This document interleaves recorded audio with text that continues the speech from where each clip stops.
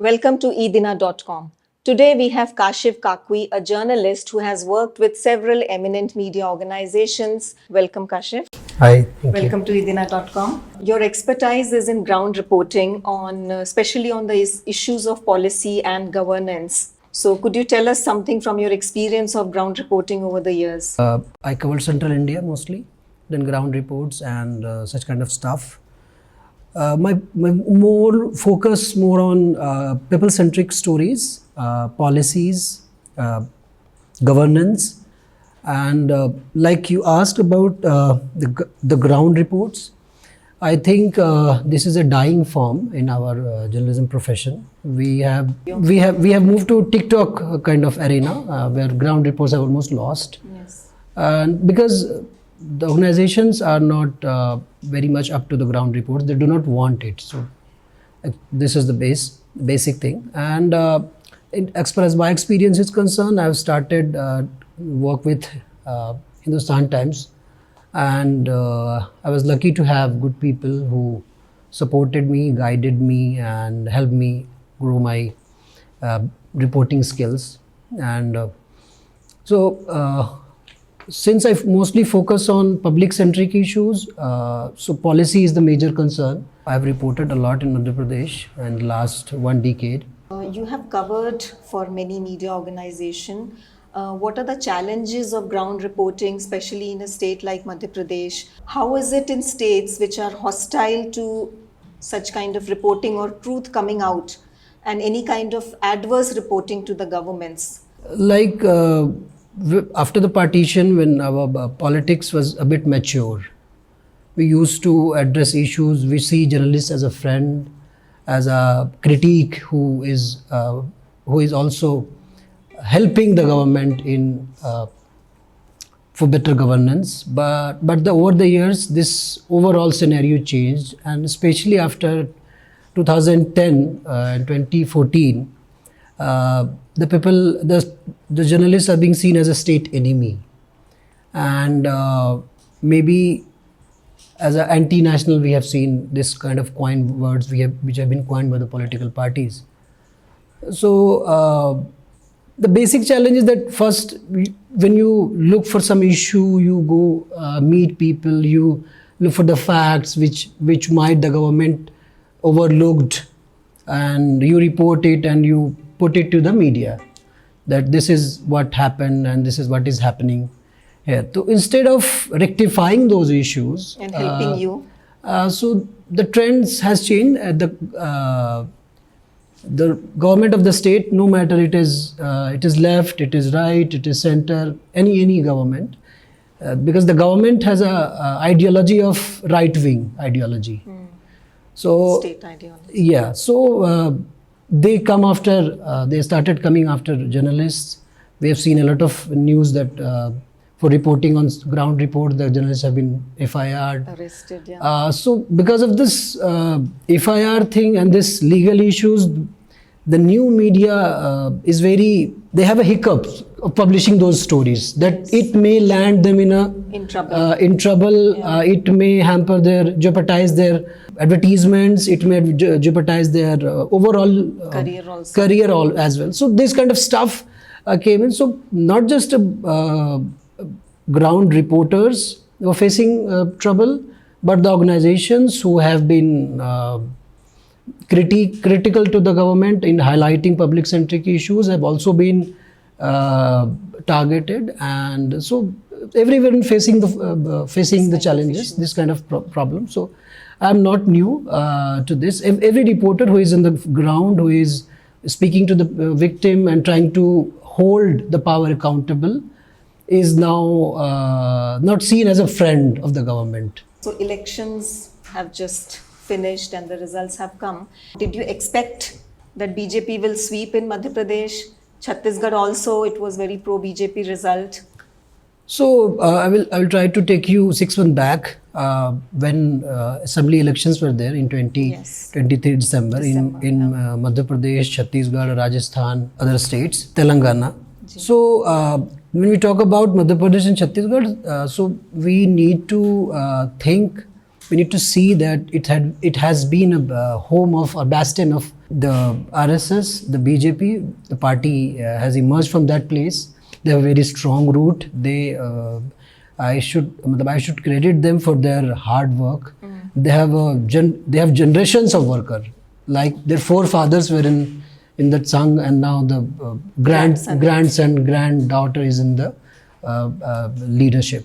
So they have done a lot of hard work over the years, over the generations, and this is what they are. This is the results we have been seeing here. And in comparison to those party, in that party, the Congress is nowhere. It is still working in 1947 kind of style, and it took almost 5 to 6 years they have to realize that the new fight is on social media. When that one party swept everything with help of social media, they were still realizing it. So in one hand you have a party which is working for generations, and other hand you just have a bunch of leaders who claim that they are for the public welfare, who claim that they are here for the public support. But I don't think so. There is a basic difference between the BJP and the Congress workers, that the BJP has an ideological cadre base, and the Congress has opportunist kind of approach in many states we can see. So unless they have a cadre-based party, which Rahul Gandhi talk about, like when the mass exodus were continued from Congress to BJP in the last couple of months, in election year, Rahul Gandhi said that let them go. And I think he's right on this, let them go, because they're opportunists. Whenever they see the opportunity, they move. Today it is BJP, but when they see that some other parties coming up and emerging, they will switch to that party. So in Madhya Pradesh, the BJP has taken the leadership of the Congress, and they are ruling the government. And there is since there is no ideological support of the Congress, they are more or less ideologically in the same page. They talk about on the same issues. They have almost same stand on most of the topics. Exceptions are everywhere. There are some good number of leaders who are working hard. But like I said, in comparison to BJP, they do not have any match on the ground. So whatever the results we have seen is a hard work. As far as the issue is concerned, in both the elections, there was a strong wave in both the states that Congress is going. In Chhattisgarh, it was Congress government, and it was strong wave that they're going to retain that state because of the 2-3 important policies, especially the farm policies, some of the farm policies. And in Madhya Pradesh as well, when BJP is facing were in power for last 20 years, have been struggling on many issues like unemployment, social issues. There were countless protests in Madhya Pradesh has seen before assembly elections. So such kind of things were there, but I would say the Congress is not be able to cash in those issues, or they somehow failed to assess the ground, the sense of the ground, because people were saying that they're going to lose. BJP is going to lose. The Congress is going to come to power. We have been hearing also. This was the overall wave, and even the BJP leaders were heard saying that we are not going to retain this time, and we have to sit in a position and we will try in the next election. But the results have come, and we have seen 165 seats. So you have been reporting from Central India, which is tribal belt.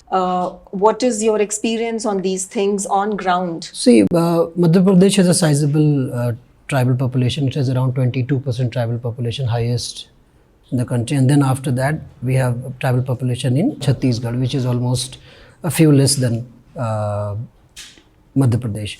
So tribal atrocities is the first issue. It's still there. And Madhya Pradesh has a 22% tribal population and 17% Dalit population, which accounted to around 37 to 38% of the population. And majority of them are out of school.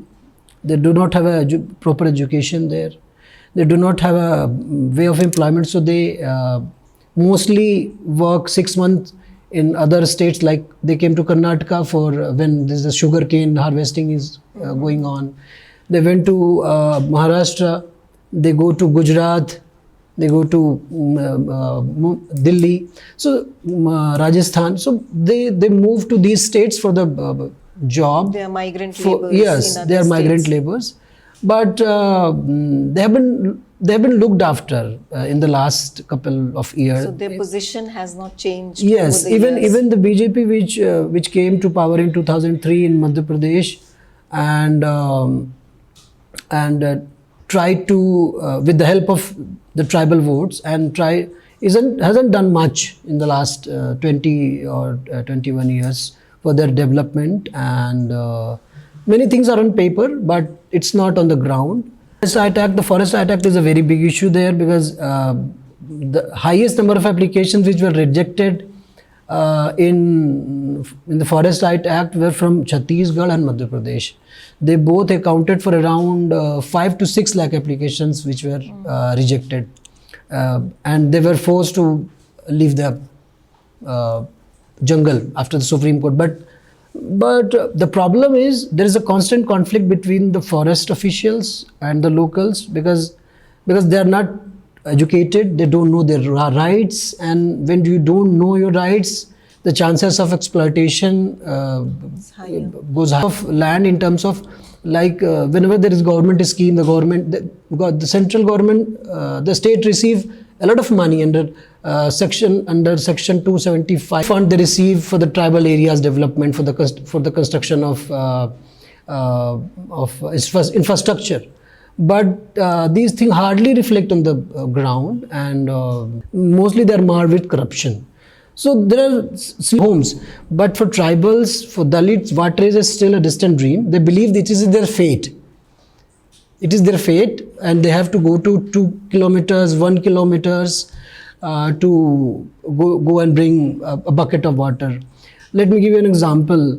I in the assembly elections, I went to Jhabua and some parts of Alirajpur in Kathiwala region. So I found that the Pradhan Mantri Swachhta Abhiyan, under which the toilets were constructed, are used for as a storage of animals produce. Okay. Because there is no water. Without water, there is no toilet, and we found a lot of discrepancies in toilet construction because the local officials took all the funds, and we met a lot of people, including contractor who constructed around 1,000 toilets. He said my 30 lakh rupees is still not paid. So such kind of claims we saw during these ground. FRA is a major concern, like I said, in districts like Burhanpur, Khandwa, Badwani, like all the districts which are bordering Maharashtra, Gujarat, they are tribal dominated. So there is a constant fight between both the authorities and between tribals. And when you see, there is many examples, latest examples from Burhanpur, where tribals face a lot of atrocities for defending that this is my property, you should not ruin our crop, you should not destroy our crops. So there is a constant fight, and there is no, what worried me is that there is no attempt to resolve those kind of cases and bring some policy, make some changes. So there is still conflict is going on. I think it's not going to no intention of resolving all these issues. And whenever they try to, whenever the media highlights such kind of issues, they take action against those, presenting them as an encroacher and remove them from that place, which was the ultimate goal of the department. And there's one government report says that the probe says that the innocent tribals were targeted in the name of just during election time. Yes. So tribals were targeted as a Maoist, and they were subjected to attack or kind of killed. So these kind of things are constantly emerging, and in fight between security forces and Maoists, it is the tribals who are facing the brunt of it. Yes. So this is what we have been seeing over the years. I think we need a strong laws and especially the education policy to bring them into the development focus or education or anything like that. So I think this is very important and it's been neglected for over the years for now. When we were talking earlier, you mentioned that Madhya Pradesh has been the laboratory of Hindutva for a very long time. And we have been seeing a lot of lynching over the years, and anti-conversion law was passed. And lately, we have seen many cases of demolition also. What is your take on it and how do you see it?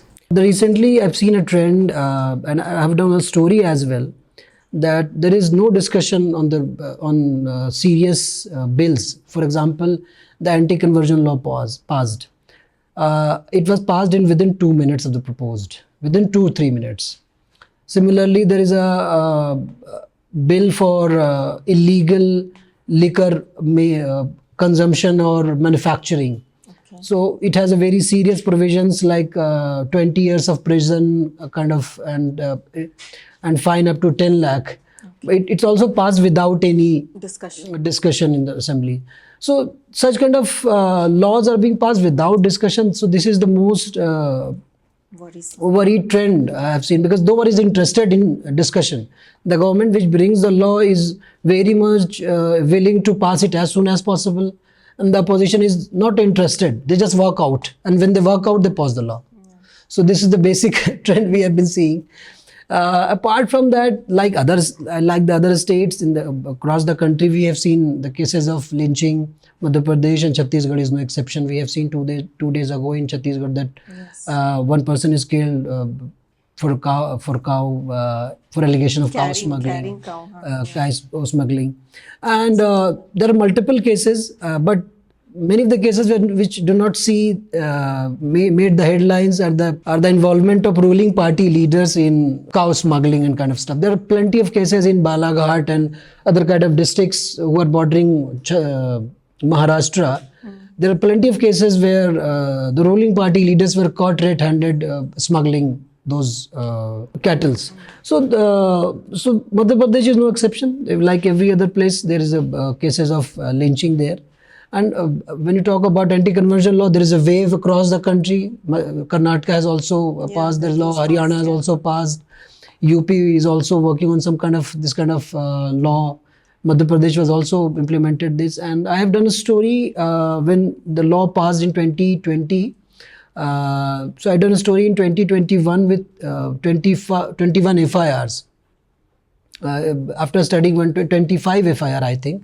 So I found very interesting trends there, like an 18-year-old boy was charged in 13 sections for trespassing into the girl's house and trying to take selfie. And there are multiple cases that the girl and boy they eloped, and they returned after 2 months. And because they go bankrupt, they do not have money to survive. And boy goes to his own home, and the girl goes to her own home. The next day, the girl lodges FIR that I have been raped.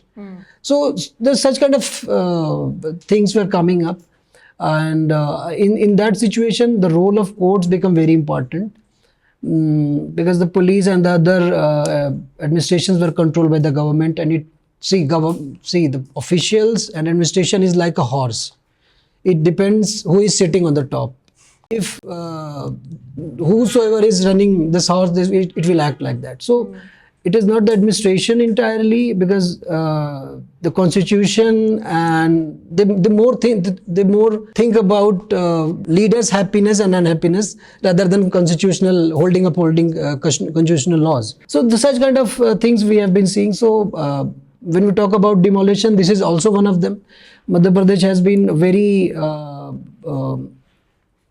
in pioneering demolition. Let me give you a basic idea. In 2019, when Kamal Nath came to power in Madhya Pradesh, he started using bulldozer against those who are adulterating food.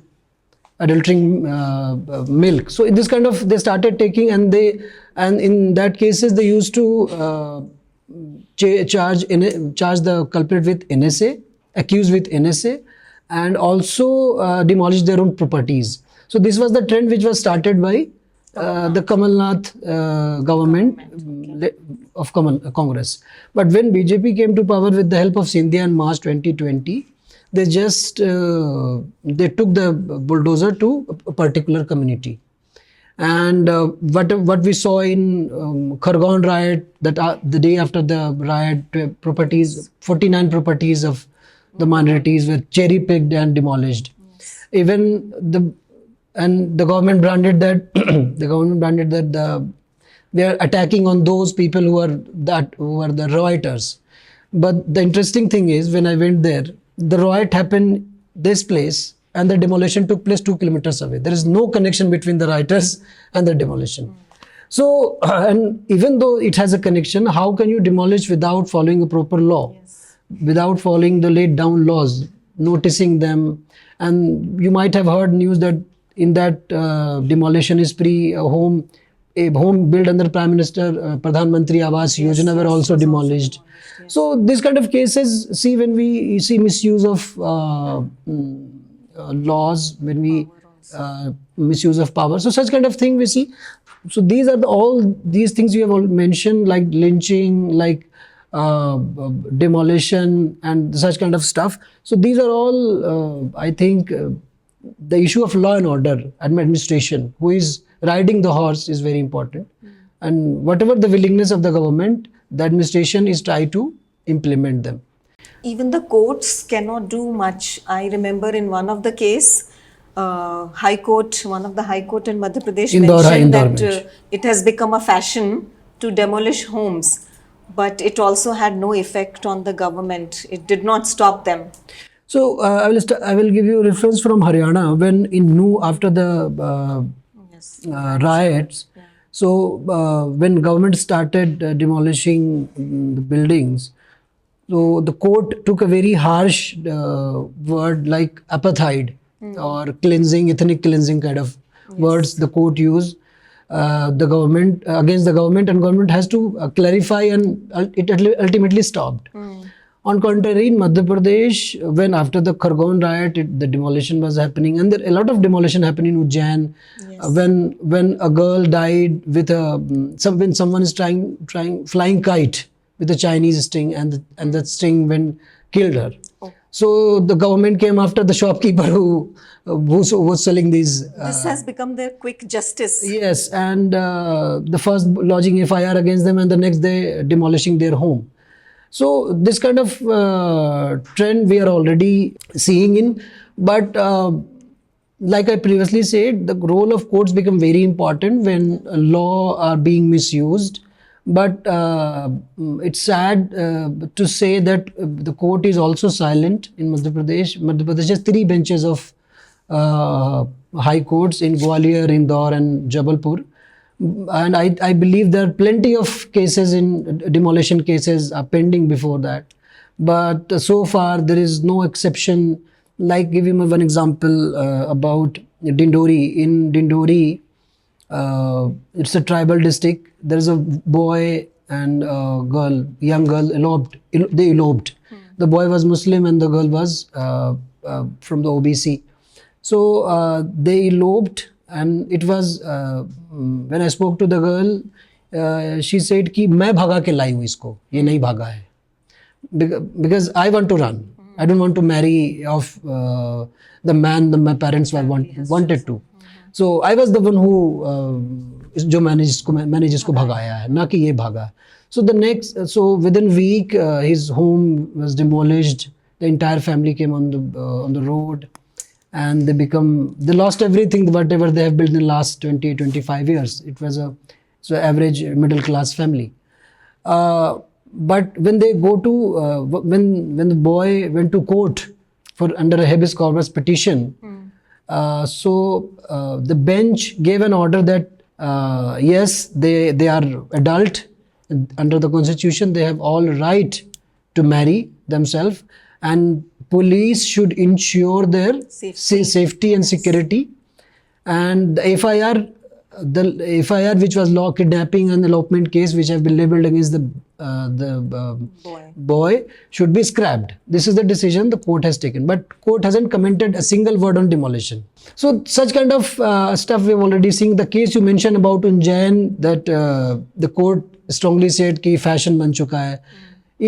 The court made this remark because the applicant was, I would say the applicant was Hindu. His home was demolished. Yes. Okay. Ujjain Municipal Corporation demolished the home of an OBC guy who went to the court, and his advocate was a Muslim, and then the court gave that it became a fashion and imposed fine on Ujjain Corporation, Municipal Corporation. On contrary, there is a three-story building of Muhammad Ashraf, whose sons were accused of spitting water on Mahakal Yatra, were demolished, and everyone is silent. When the matter went to the court, the complainants and the witness told the court that it was police who forced them to sign papers. They were not willing to lodge FIR against any of them, or this is all done by the police, and we have nothing to do with that. And so I don't know what they have gained from it, but a family lost his ancestral home, three-story home. There was a soda shop on the ground floor. It was shut for almost 2-3 months because they were in a shock. And the most important thing is the home were demolished within half an hour. They weren't given time to pull out their clothes or belongings or certificates, the basic things to survive. So such kind of stuff we have already seen, but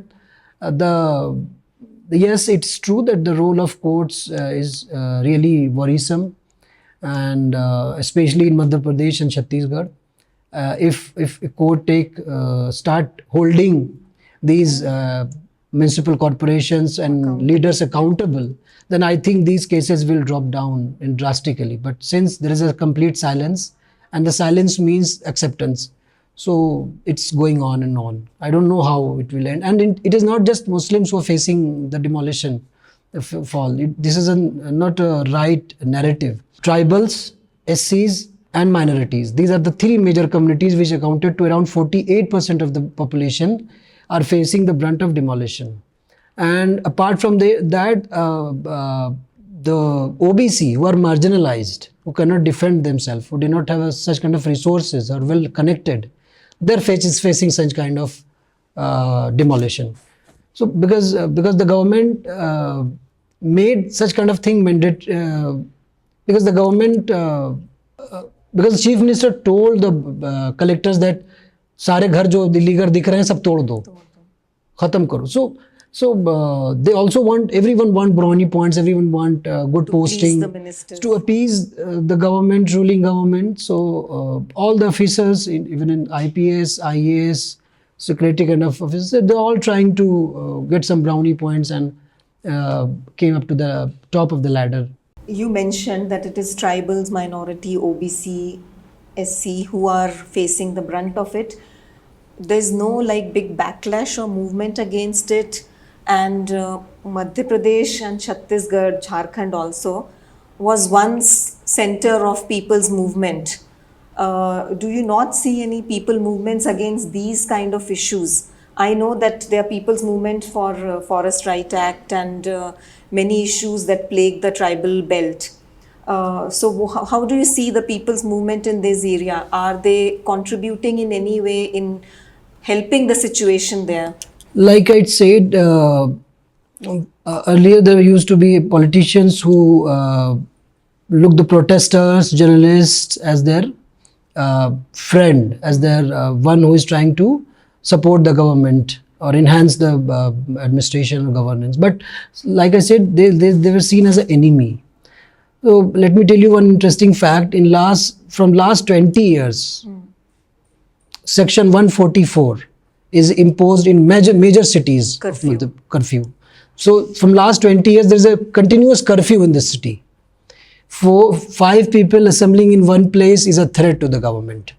So if 144 is in place, you cannot protest. This is the first thing. if you want to protest, you need to take permission. And once you go for permission, मतलब it is like कि भाई मुझे आपके खिलाफ विरोध करना है, मेरे को permission दो. How this could be possible? So they put conditions like कि आप यहाँ पे विरोध नहीं करेंगे. You cannot protest here. Making it you have difficult. to protest there. The basic जहाँ of कोई ना देख पाए. the basic protest, the basic idea of the protest is to show your disappointment to the Raise your voice. To the power. But the place they were given for protest is almost 5 to 10 kilometers away from that power corridor.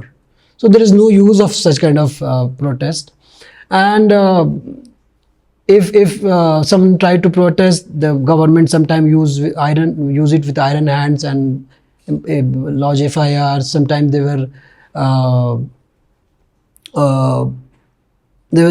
just put in just one bus and left in 20 kilometers away from the city. So such kind of stuff we have already seen. And there are some ongoing struggle like Bhopal gas tragedy, like Narmada Bachao Andolan. But since the government is so reluctant to entertain them, they are almost in the last leg of this protest. Today I'm sitting here. Today I received input from Narmada Bachao Andolan that they're going to sit on indefinite strike from tomorrow, because the government is not willing to rehabilitate the families of Sardar Sarovar Dam. Yes. So there used to be a movement, but I don't think so that there is any space for protest. Like one example I will give you, there is one tribal guy in Badwani district, party block of the Badwani district.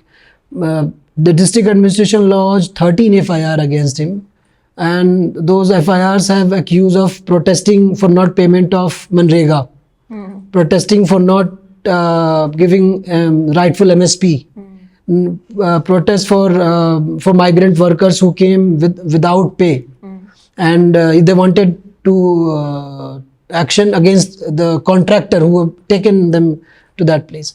But instead of taking action, the government issued him notice for cast out of the village, like इसको हम कहते हैं जिला बदर, है ना, externment. So instead of rectifying those issues, the government see the tribal was demanding Manrega payment as a threat and issued him notice for the externment. Especially from central India, we don't see much reporting in the mainstream media, and it was really great of you to come here and talk to us in our studio, and thank you for coming here, and we hope to see you again. Thank you. And for similar discussions and news, please like, share and subscribe eedina.com.